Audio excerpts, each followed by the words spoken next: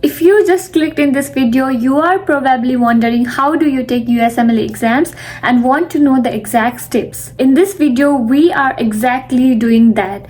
Hi everyone, this is me Dr. Abisha and welcome to my YouTube channel.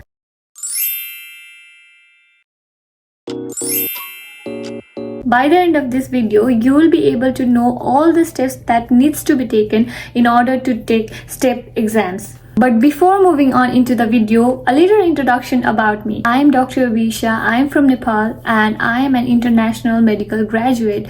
I am also an applicant for USMLE residency. I'm not a resident but I am a certified physician in my home country. So that's a little bit of brief introduction for you all. The first basic thing is there are 3 exams in USMLE steps. 1, 2 and 3 step exams. We all know that some of the programs require only step 1 and 2 while others require step 3 for visa processing because there are both H1B visa and J1 visa. We'll talk about that on later videos. Now let's talk about the first step, which is step 1. Before giving the step exam, which is step 1, you need to check for eligibility in ECFMG website. It is different for US or Canadian medical school or DO school, osteopathic schools, but any other graduate from medical school outside of US and Canada need to check their eligibility of their med school in the World Directory of Medical School. If your med school is listed under the World Directory of Medical School, then you can proceed on to other steps. If you see the ECFMG website under the heading of International Medical School Graduate, there is mentioned that to be eligible for Step 1 and Step 2 CK, a medical school graduate must be graduated from a medical school that is listed in the World Directory with an ECFMG note stating it meets eligibility requirements for its students and graduates to apply to ECFMG for ECFMG certification and examination.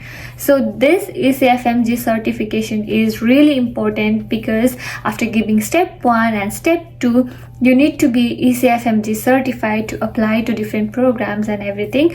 So in order to be ECFMG certified, your med school needs to be in the World Directory of Medical School. Now after checking whether your med school is eligible or not, if your med school is eligible, then you need to create an account in ECFMG website. There is a certain amount of payment that you need to make to register yourself in the ECFMG. If you search for ECFMG online application, this is the link that you should click on. If you click on the link, this page shows up and you can read the entire page about the application of USMLE Step 1 and Step 2. The first step of registration is to get yourself a USMLE ID. The steps are simple. If you read the page and follow the link there, USMLE identification number is very important. It will remain with you throughout your USMLE journey. After registration, you need to book a date for notary or you can do it just instantly over there. Do a notary and you need to notarize your documents. After the registration process is done, the ECFMG will work on its part and it will send you an email after everything is done from their part so that you can actually select a time range, a block and then a date to book for your exam, which is step 1. After you get the scheduling permit, you book a date for your step 1 exam from the test center, whichever you like, and you give the step 1 exam. To book date, you need to go to the Prometric website. This is the website and you need to select the exam and schedule the exam and follow the steps. I've included what materials you can study in step 1 exam in my other video that I have already uploaded, so I will not talk on that part, but basically step 1 is all about basic. So step 1 has about 280 questions and it's all about basics, so you need to work on your basics for step 1. The process gets easier after this because you have already created an account, you have already notarized your documents and scheduled for step 1. So after giving step 1, you just need to go on oss.com and book your block and then wait for scheduling permit and select a date from prometric.com. Step 2 is CK. It used to have CS also, but now we only have CK, which is clinical knowledge. So it's all about clinical judgment. And if you want to know what resources we can study in step 2 to get a better score, a higher score, then comment down below and I'll try to make a video about it soon for you all. Now, after you are done with step 2, you need to get that ECFMG certification. There is a certification pathway, which is ECFMG certification pathway. This is the ECFMG certification pathway link, and if you want to look at the requirements, it is also given there.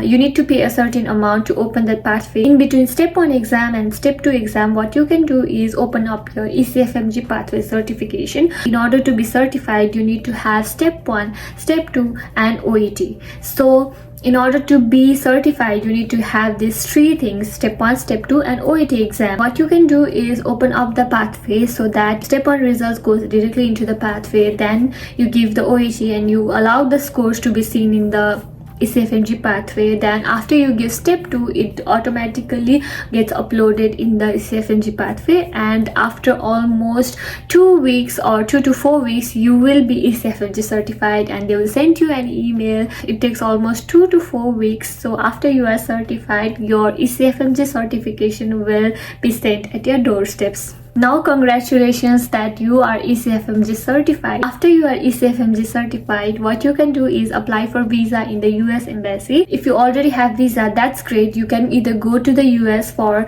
step 3 exam or do the clinical rotations, extensive, observerships, electives, whatever you want, or either give step 3 exam. So steps for step 3 is also similar, but only the website is different. We used to do everything in the oasis.com. Now for step 3, you have to do everything in the FSMB. So this is the logo of FSMB, and this is how the page looks like in case you are confused. So that is the only difference, but the scheduling thing and everything is same. Step 3 is 2-day exam. Day 1 and day 2, they are 2 day, which is day 1, which includes mostly the foundation part, and day 2, which is mostly advanced, which is clinical mostly and has CCS also, which is also a clinical simulation of cases. So yeah, that's it for exams. A lot of you also ask me whether we should do observership in between step 1, step 2 or after step 3 or in med school, during med school. So the correct answer to this question is it varies.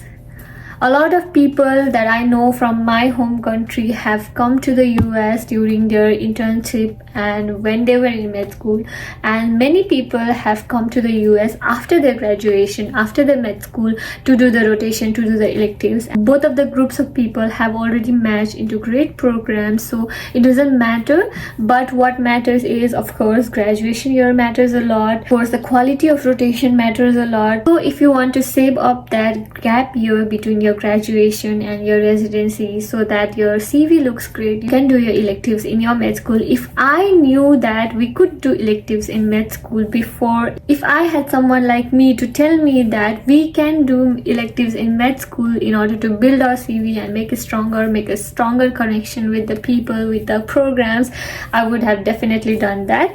But definitely there are different ways.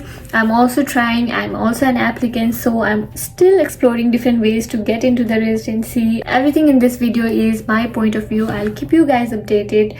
Also, I've read that there can be changes in ECFMG in 2025, so I'll keep you guys updated if there are any changes. So if you like my video, just hit the subscribe button and write a word USMLE so that I know that you are the real one. Thank you for watching my video. See you on the next video soon.